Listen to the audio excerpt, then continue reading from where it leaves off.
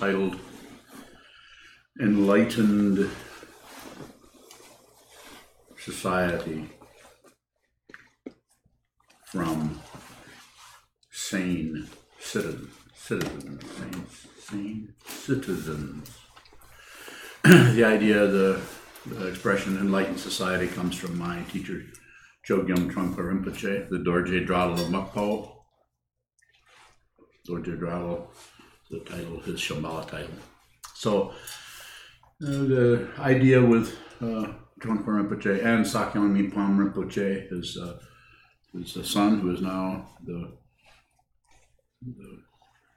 spiritual leader of that Sangha.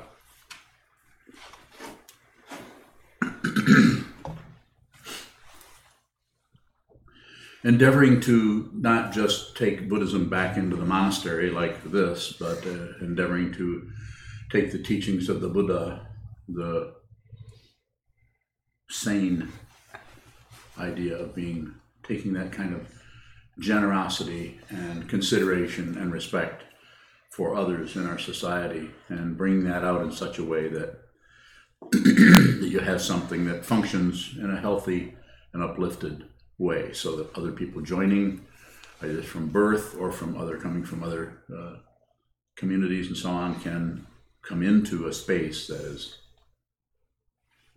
sane, uplifted, full, no warfare. This kind of warfare is difficult because a lot of the part of the warfare that needs to be addressed is not the kind that we're seeing on the news. That started centuries ago, as we know. And where we need to address the whole idea of war is right at the root of, So right at the beginning of the situation. And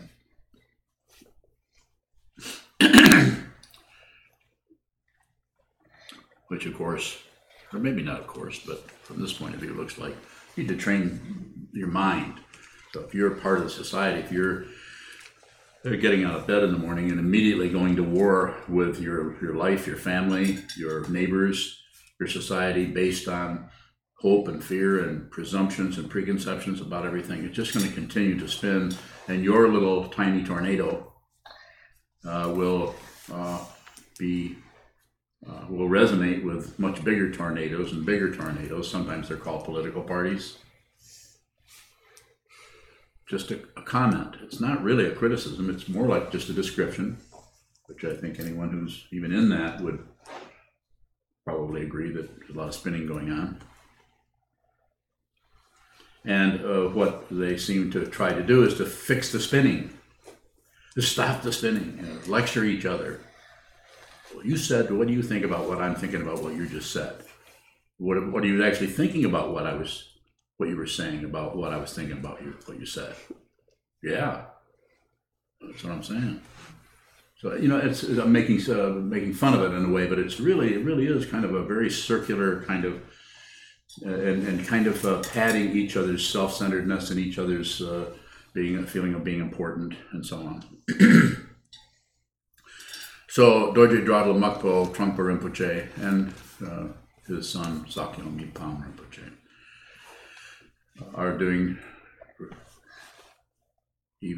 and Sakyong Mipham are doing a good job in creating an environment whereby people can practice meditation. They're encouraged to do a lot of sitting practice there. It is a large organization, so it tends to get kind of rowdy on the fringes, so we say, like any organization. Again, my apologies. And so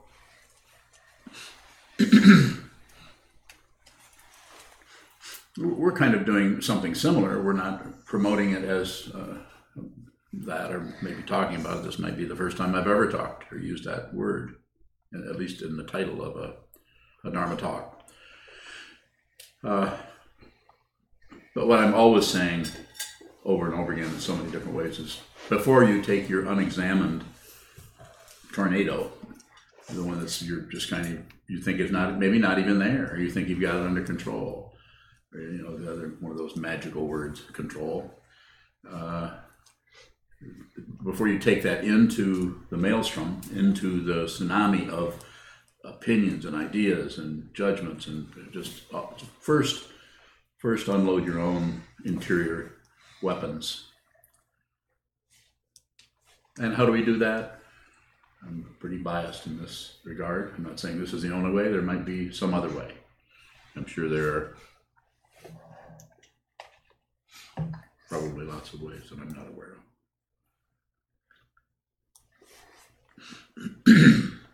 One of them, just as an example, might be a Nichiren practice of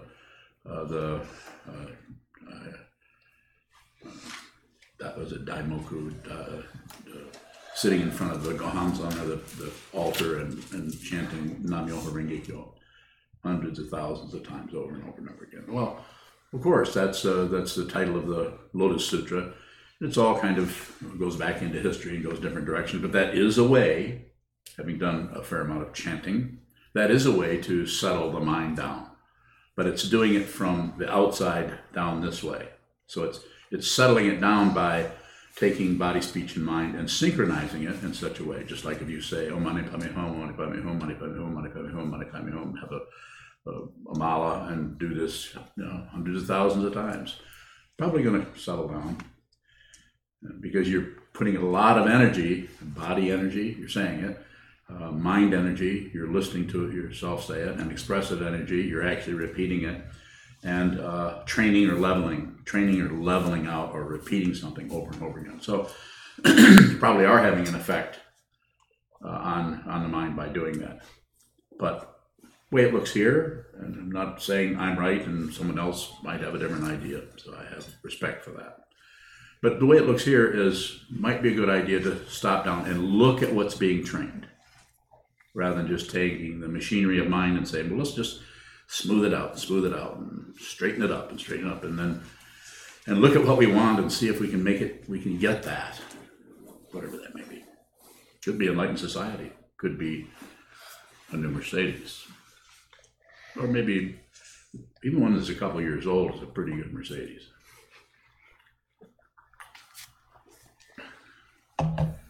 I would drive one, but I don't like them.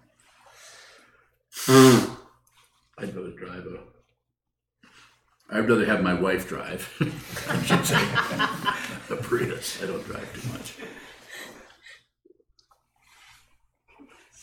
So sometimes I've given talks that say, several talks I've given that says meditation is action. Meditation, sitting down, a very subtle kind of action, but it is an action. You're sitting down, you'll notice, those of you who've been sitting, which are probably everybody here, you'll notice that when you sit down and hold still, that the action is to track things. You'll watch what happens, and then you may occasionally kind of jump on some kind of, as they say, a metaphor for thinking a train of thought, and you're off to Honduras. Don't go there. Don't go to Honduras. Go to Costa Rica. That would be good.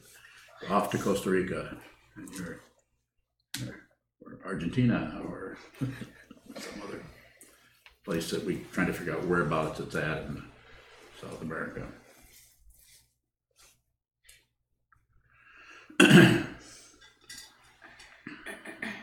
Yes, sir. Is there such thing as a sane disagreement or sane negativity? Sure. Yeah, the way Chogyam's asking if there's a sane way to disagree or not agree with what somebody else is saying or doing. And that would be, first of all, to respect that, first of all, to look at that closely and see if you can see the degree to which you're projecting things onto that. And if you look at it and you're not sure what it is, you might be, by not being sure what it is, you might be closer to seeing what it is than you are if you think you know what it is. Do you follow that? In other words, the knowledge about something quite often is just made up. We've actually missed the proverbial boat to actually be open enough, long enough to see what it is. So coming back to being sane and disagreeing, I would say you could look at what somebody is doing and see you've looked at it, you've considered it, and you think it's harmful. You think that it's not going to work to do that. I mean, is that what you're getting? Can you give an example you'd like me to address, or just I just think of anytime any of us as practice residents or community members have disagreements or we're frustrated with each other, how can we move towards having a sane, work with a sane disagreement, or when, especially when it needs to actually be addressed? And so, of course, what I say, first of all, is if someone is not training their mind, I don't care how smart they are, if they don't have a basic mind training that drops below the radar of ego, because ego is looking for results, and it's looking for failure, and it's looking for judgment, and it's looking for positionality, who's doing good, who's not doing good, how am I doing, am I getting better, is there progress? Please don't go to progress. You don't need that. This is what, as soon as you start thinking about progress, this is what the investigation, this is what your awareness does. It starts to shut down.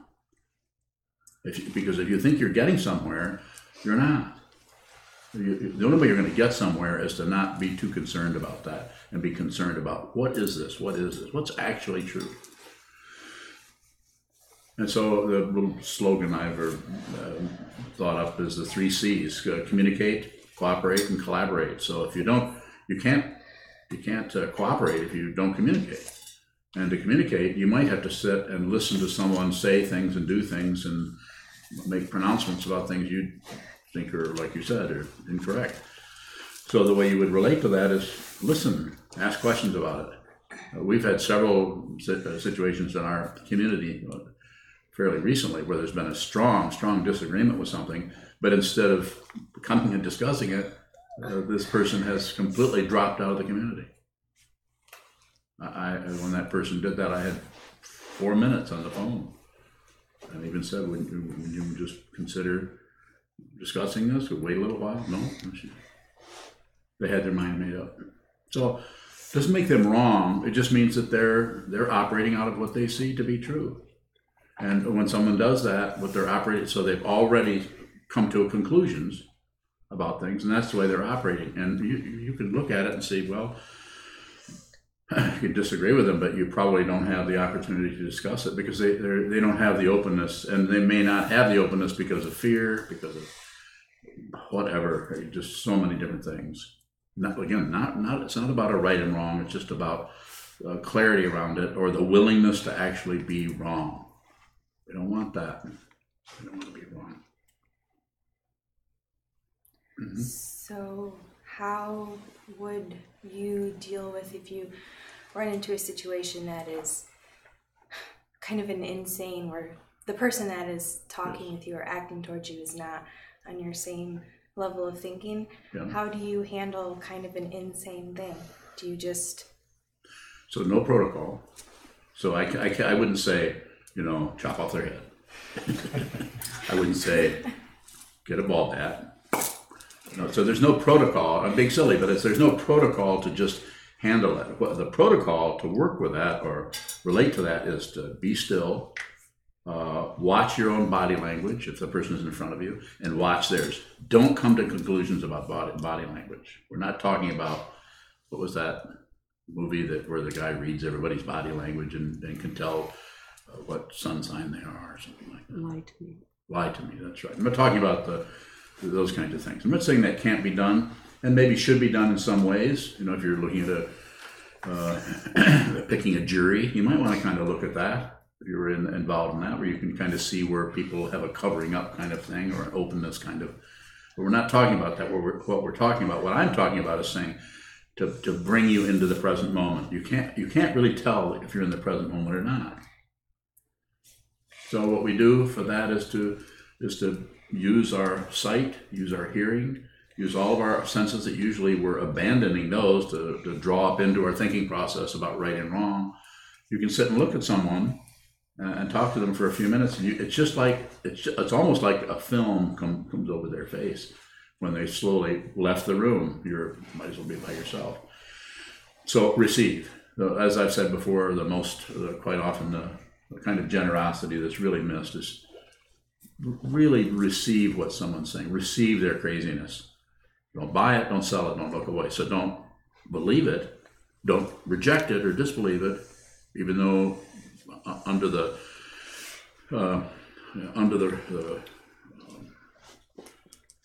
surface, you could say somewhat you're kind of disagreeing with them because you think they're mistaken, whatever. But you also can see that because you're watching them, because you're receiving, you see there's no openness. We don't fight or argue. Don't argue with anyone about anything. Also, don't necessarily run away or hold your seat, look at them. You could even, in order to keep the situation smooth or lubricated, you could say, I kind of see what you mean. Could you say more? To someone who is really wanting to fight with you, they don't really want to hear this. And sometimes you'll even get people to say, oh, so you're really peaceful. You're just going to be really peaceful. Or, you know what I'm talking about. Every one of you know this. You actually are trying to be reasonable about it, but the other person wants war. They don't want to solve this situation. They've got a good war going, and they're going to keep it going because there's oil in them in their hills, I think. Or something like that. Probably a poor metaphor, yes. So when you encounter that, when you say that you have somebody that has the oil going and that wants to start the war and burn it out, you just kind of let them burn their own craziness out and you choose to lose the war? Don't go that far. Don't write a book about it before it happens. So just be there. The feeling of being helpless. The feeling of being helpless is so very important. Please don't miss the opportunity to be helpless. Just be there. Because in the helplessness, you start to find out what your actual identity is. So, hold your seat, sit a lot, spend a lot of time sitting, hours and hours and hours, months, years. All you're really doing when we say sit is training the mind. Just sit down, hold still, and watch the confusion, because that's what we see. If you sit down and look at the wall and don't do anything but just observe, this is your training for when you meet someone who is at war or wants to, or is crazy on some level, then you can actually receive them. You trained yourself to just observe without jumping the gun. So you're better able to meet that person where they're at. If they do get warlike, don't leave the room, don't run away. But one thing you can do, and this is kind of a protocol for it, is drop your gaze. Don't drop your head, but just as you're talking to them, and don't distract this way or that, but just drop your gaze before when they're if there's you have to be in that yourself. You'll know when to do that. I'm not talking about getting away from them. I'm talking about if they start to get warlike with you and accuse you, don't respond. Don't agree, don't disagree, don't look away, but look away slightly. So that way, you know what it's like when you look in somebody's eyes. What was that like? Was that scary? No? Good. So to come back to square one, it's basically just about being present. If you're present and you're open and you're willing to lose, your agenda isn't about winning no matter what, you're willing to lose, you're probably going to see a lot about that particular person that you wouldn't see if you were trying to figure out ways to deal with them and ways to intercept their craziness or change their mind or something, but just receive. Good luck. You never can get better at it. So if you're willingness to just not get better, but just meet things as they come. There may be a quality of getting better at meeting things where they're at, but it won't build up as a credential in your ego. You won't necessarily. You always feel kind of helpless when you do that. It's like any counselor feels. Maybe not all the time, but quite a bit of the time, yes. How does a structure like this help us unload our interior weapons without unloading them onto our Sangha members? Yeah, so it's exactly this, and that's what the practice is about. It's you have Sangha so that you can just work with that. I mean, they're going to be probably more genuine and more present than people who are not training their minds. But they also are working with their own confusion too. So sometimes they're a good target. sometimes, the people that were right around us, even though because of our own difficulty with our own emotions, we just tend to wanna, we might not say anything, but we're kind of blaming people, or irritated with people. We get irritated with others. And it's always about, as you've heard me say hundreds of times, always about observing the irritation, not about solving it. Not about finding out why it's happened. As soon as you go to a why question, you've seen me do this many times, as soon as you say why, you stop looking at what it is. Then you go to, because you want to shut it off, or you want to control it, you want more of it, you want less, you want to find out who's to blame. So I would say when that happens, just look at it. It's just, in the same way I was speaking to Sarah, is it's just being willing to be with it no matter what. A willingness to lose, to not have an agenda about making sure you come out on top, or that you stop them from being irritating or change their behavior. Say, shut up, you're irritating me. It's like the Progressive commercial. You've probably seen that. I'm not going to give them any free airtime. 15, 20 people that are watching. Further questions? Yes. You had mentioned that some people wake up looking for a war already. There's kind of a war already arising. Yeah. How do we work with maybe those of us that wake up with a lot of aggression, like the second our eyes open? So in this situation, just observe it. Just don't try to get rid of it. Don't try to explain it necessarily. Just feel it. So just don't separate yourself from it. The person who has no mind training may get up and they will probably they'll go one direction or another. They'll go towards others that are to blame for how they feel, or they'll go to themselves. I'm such a terrible person. Here I am again in this terrible feeling of feeling like crap or whatever, and they'll start that blaming when what they're missing, what anyone is missing, is the opportunity to just be present. Just be present. It's like your emotions are like little children. Just be with them. They're confused, and that confusion came from further back than this lifetime. But you don't have to go there. You don't have everything. As my teacher Trungpa Rinpoche once said, everything you need is available right now. You don't need to go off into some psychological area, although you could. And if that shows up, because you don't have a big agenda about it, you're ready to do whatever you need to do.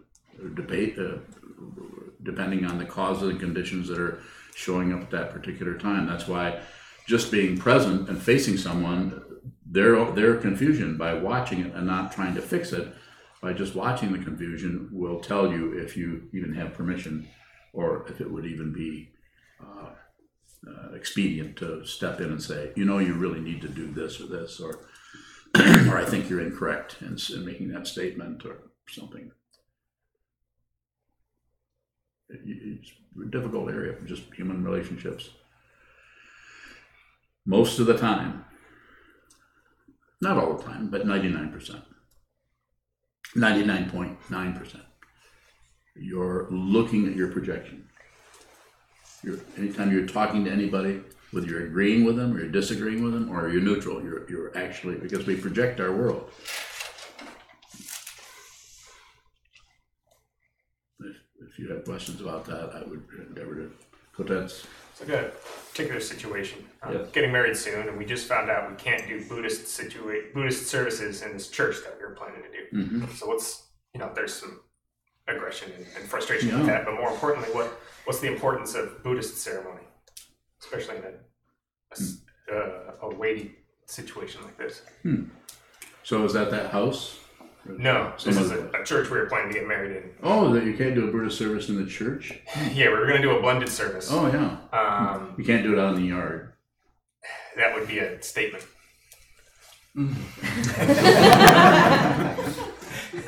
Okay. So is there some attachment to the minister or the church itself? Or it's their family church. They've been going to it for decades. Have you personally talked to the person who would be conducting it? Yeah. Face to face? Yeah, we've had discussions since January, really. We sit down and talk, and So this wasn't brought up then. And then I could get into the pettiness of, well, you should have taught us earlier. But the more important part to me is what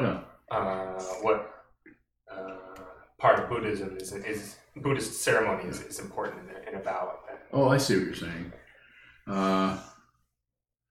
Well, we kind of find ourselves in situations like that a little bit, but what we've found that is the best thing to do is just, if they won't, just not to do it.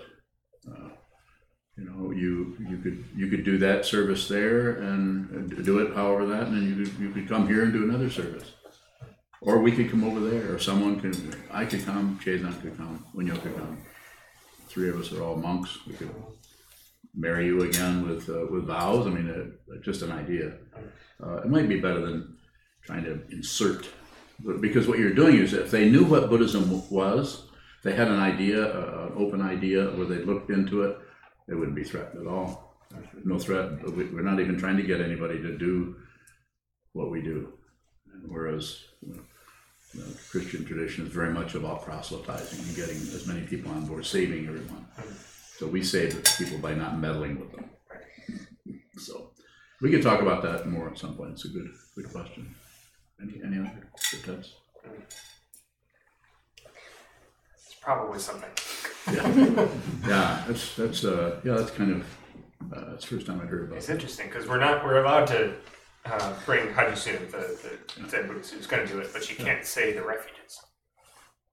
You can't say take refuge in the Buddha. Yeah. You can say that. Right. So it's an interesting line, like how important are the refuges in that situation? Well,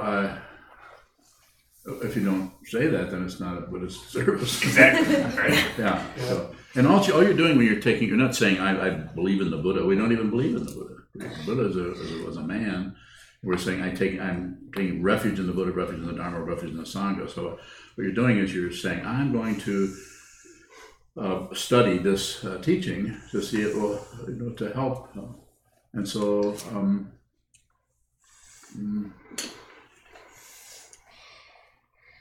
maybe the last go round with them, maybe to let them know that this is non-theistic, that it's not opposing anything. Yeah. Or you've probably already done that. Yeah, that's the plan. Yeah. Did you scowl at them? I told them I was frustrated. Yeah. When I scowl at people, it really works well. You should go with him. I start going like, what? But that's the question of what are we holding on to about this ceremony? What is it that I'm saying, this is important to me, that's you, and the separation there? I think the most important thing about it is to not fight with them. I wouldn't talk to them. I just do whatever they want to do. You know you're a Buddhist, and your fiance, I've met her. She's a reasonable person, and so you could just do the vows there, and then come here, or we could come over there, or I could come. We wouldn't even have to be a big, any kind of a big shindig or anything. You'd have to pay us. No, you wouldn't. So, but we could come and just do that part of it, and we could do it about 10 minutes after that service is over, right out in the yard. Thought about that too. That'd be another statement. Yeah, that'd be another statement of war. But if we came in a Bradley fighting vehicle, I don't know. We could talk about that more. It's interesting. It's something to do with the society, the Buddhist tradition of 2,500 years, and the Christian tradition that's been ensconced in this country for a long time, trying to figure out how that's supposed to fit together. And so it's interesting. Yes. In the title, you said Enlightened Society. Enlightened. What is it being enlightened? So I'm using that because Trungpa Rinpoche, I usually don't use that. I say realized, and you realize what this is and who you are and what this is. That's realized. But enlightened is just a traditional word to that you've transcended conflict.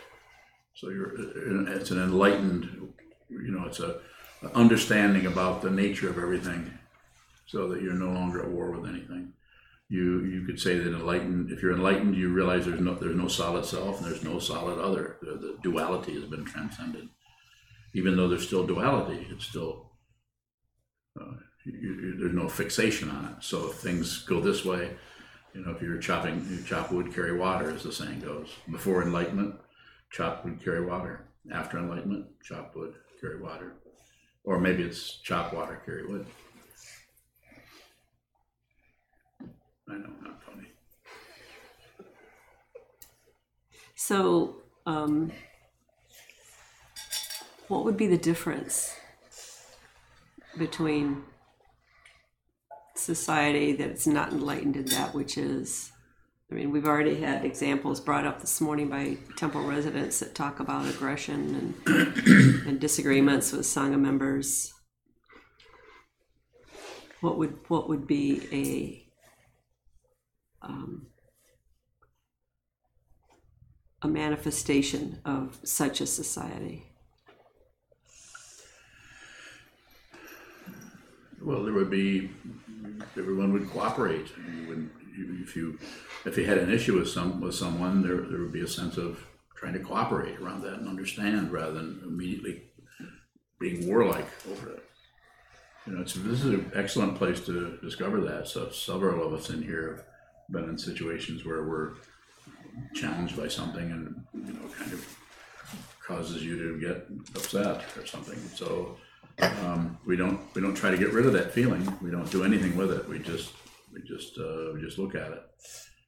So I just think, put it, I don't know how helpful this will be, but enlightened society isn't a state, a thing that will occur and everything will be fine. It's just an attitudinal change of fundamentally helping others, especially the people that you're really having difficulty with. And sometimes I say, one of the things that I've talked about, which is somewhat of a meditation in action, or a method for working with someone who's really difficult, and you have to be with them a little bit, but I say, when you're with them, give them as much attention as you can. Give them attention. Like, how are you feeling? You don't have to condescend, but be present. Your body's present. You're looking at them. They're looking at you. You have a disagreement going on, but you're just present. And then if that disagreement starts to come up, you could actually excuse yourself. If you see that the person they want to fight with you, they want to.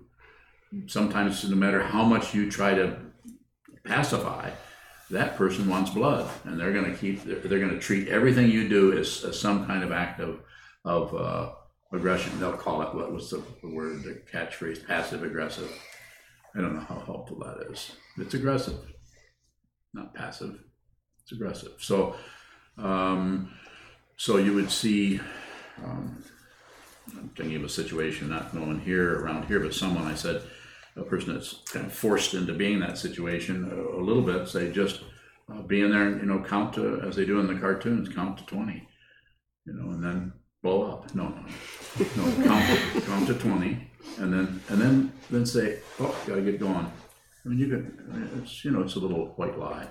You don't really have to, but it's better to use the situation for the overall health of the situation, so that you can continue to communicate, because that's all you're in. You haven't gotten to the cooperation point, and so there has to be some kind of agreement, and there may never be that. But it's not about them. It's not about getting them to do something. It's about your relationship to that person. It needs to be as open and receiving as possible, even though all you're getting is smelly stuff. You're getting it, and so I would say, keep the interaction to a minimum, limit it. But when you're in the transactional kind of situation going on, just be there and limit it. Just 3 minutes are up, or stay there as long as you can, and then gotta get going. Got something else I've got to do.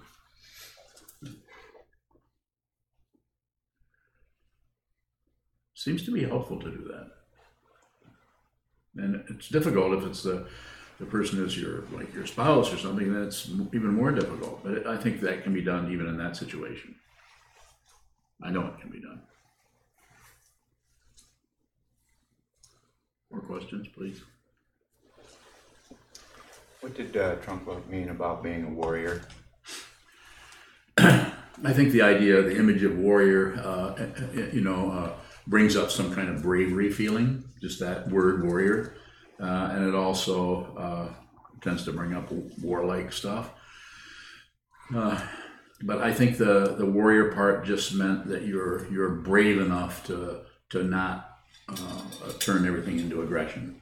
That there's a bravery involved in just receiving what happens, and also to not go into some kind of conclusion about it that you're never going to ever strike anyone. That's a difficult area. I mean, you could make that promise or something, but it might be better to just watch that situation, live out of your awareness rather than out of your thinking process, which is very compromised by culture you've been brought up in, by what you've been taught when you were 3 or 4 years old. And of course, I can't ask him, he's gone.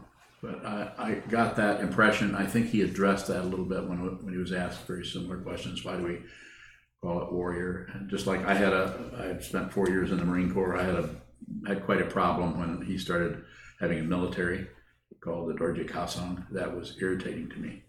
And he was my teacher, so I didn't argue with him. I didn't see him that much anyway. But I even participated. I was a part of the Kasang for 20 years. Not because I wanted to. I did not want to. And I would have other people, apologists for it, that were involved in it, who had never been in the military, say, well, this isn't really the military. And I would go, okay. But it was military. It is military. The motivation there is to protect. One of the reasons,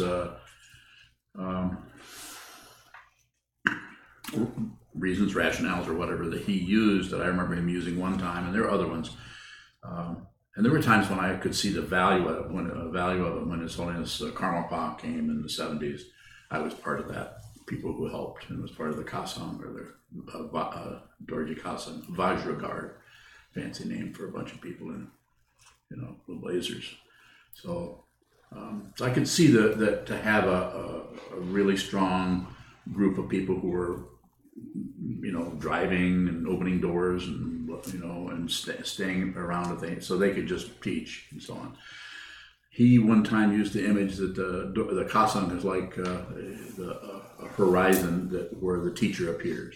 That the teacher needs to have a horizon, or he, she, they cannot manifest. Just like I sometimes say, if I sat out in the parking lot on an orange crate in a bib overhauls, I like bib overhauls, by the way, but I might draw a different kind of audience. Farmers, banjo players. So it's a good question. I don't know. I've never looked up the meaning of warrior. Have you? It's always been a negative connotation. That's why I asked. Yeah. Since he used it, he had a purpose for it. So I was trying to get an understanding. I think to give Rinpoche the benefit of the doubt, I think he just came here and he was like in his early 30s from Tibet and trying to figure out how his mission was to function as a bodhisattva. So he did that. He met people where they were at. He certainly met me where I was at. I was astonished that he was able to do that and then go on and be this crazy teacher that everybody criticized and talked about and gossiped about and everything and studied under. So I don't know. It's like I'm not particularly on board with that, but I was in the military, and I have a good idea what the military is about. It's about control, lots of it, and it's about hierarchy, lots of it. And I think natural hierarchy might be a good idea. In other words, allow things to be how they naturally fall into place. Enlightened Society should have a natural hierarchy. I think they're trying to maybe push that a little bit, trying to make it live up to a certain kind of idea of natural, or maybe not. In our community here, for those of people who have been here for 5 or 6 years or longer, have noticed that everything in here has happened kind of naturally. There's never been any. This whole meeting that happens on Sunday is because one person who's not here now came and said, something about, well, you know, that Zen temple up in Grand Rapids, they meet on Sundays. And I said to her, I said, would you want to meet on Sunday? I think she said, yeah. I said, okay. We started meeting on Sunday, so here we are. Now it's grown into this huge leviathan. So a mutual kind of thing, and that's what the communication, cooperation, collaboration, the mutuality, really, when the communication is really strong, and I'm not saying when you start feeling a lot of aggression coming to you, you want to run away because that draws the aggression towards you, and you don't want to go towards it because that makes more warfare, and then you can't look away from it. So it's you have to be a warrior. You have to hold your ground, you know, and it's that kind of warrior is not someone who lops off heads necessarily. Although I do have some samurai swords, which I like to look at. It's kind of a, I don't know, kind of a romantic idea of the samurai and the warriors. And I think that's gone far enough. We can use it as a romantic idea, but we could also step outside of that and be people who don't need to go to war to work with their problems or issues. Is it elsewhere time? Yes. Me too. We'll stand and dedicate the merit in the back of our yellow chant books. I'd like to remind everybody again about the donation boxes in the hallway. Also online, PayPal. You can take your debit and credit cards. And one other thing, this Wednesday is Sokuzan's birthday, and we will be celebrating that. So if you can be here, please join us.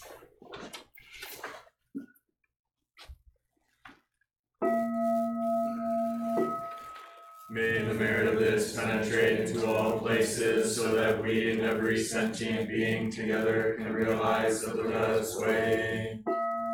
Jiho Sanchi Shifu Shisongu Sambukusa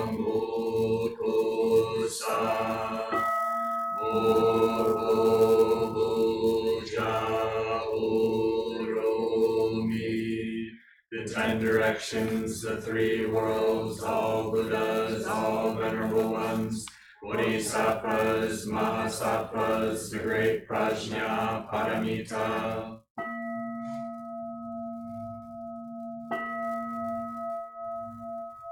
O Buddhas and Bodhisattvas of the 10 directions of the 3 times, please hear us. Please come down under the light and protect Sokukoji Buddhist Temple Monastery, our Sangha, families, friends, and visitors. Heal everyone who is unhappy, sick, or suffering, and fill them with light.